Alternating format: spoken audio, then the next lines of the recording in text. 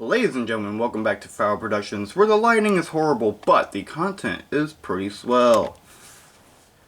I'm starting up a new series because I have an eBay addiction.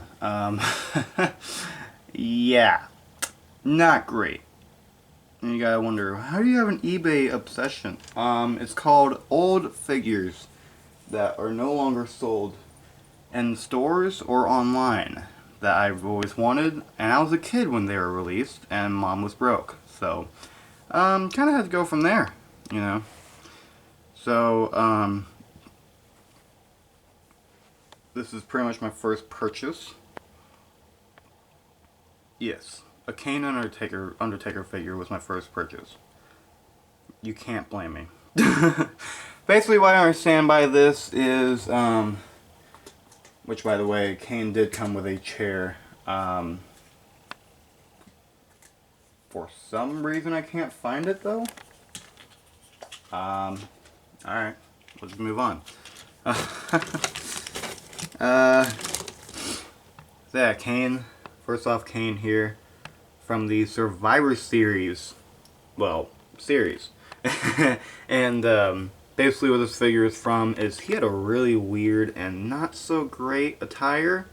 This was Survivor Series 2001 against the Alliance, WCW versus ECW, during the invasion. So that's what that's all about. And yeah, the figure looks really good, but go Google that the attire on the actual person himself, Glenn Jacobs, and you will see kind of a dumpster fire. You know, they were trying to do something different with his attire, but not really it didn't really work out. But here is Kane. By God, it's got to be Kane. The mask is awesome, honestly. I do like the design of the mask, especially with how old this figure is. So that whole AI detailed whatever the heck they do nowadays. Yeah, this is before that, and so pretty solid of a mask, pretty solid of a design. Of course, the something that is a pet peeve of mine, though, is how the paint sometimes is not really aligned together with the joints. So that does bug me a little bit when it comes to the figures. I'm very detail oriented, so sometimes I have to like move it a very certain way just to make it happen, but you know.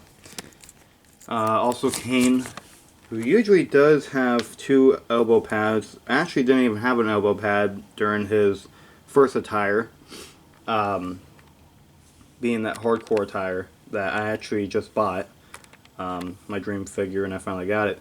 But usually doesn't have an elbow pad, and this time he does. So that was an interesting addition to the figure. Along with here is obviously the body. Here's the back of the figure, same deal. The paint doesn't really align with each other. I would prefer that the paint was kind of done like that, like they do with Finn Balor. But yeah, you know, Mattel. He has wristbands here. His typical wristbands with the single right glove that he's always had. I don't know what those are called. These little like silver things on his. I know a lot of people have them though. Great design too. But then there's the flames on the leg, right there, along with the red trunks with the black belt. And he had those designs with the belt. I don't know why Mattel didn't add that, but that's alright. And then here's the black boots. Just single black, so no flame designs on the boots, but that's okay because it kind of doesn't really fit with the character anyways. And then now we have the defining moments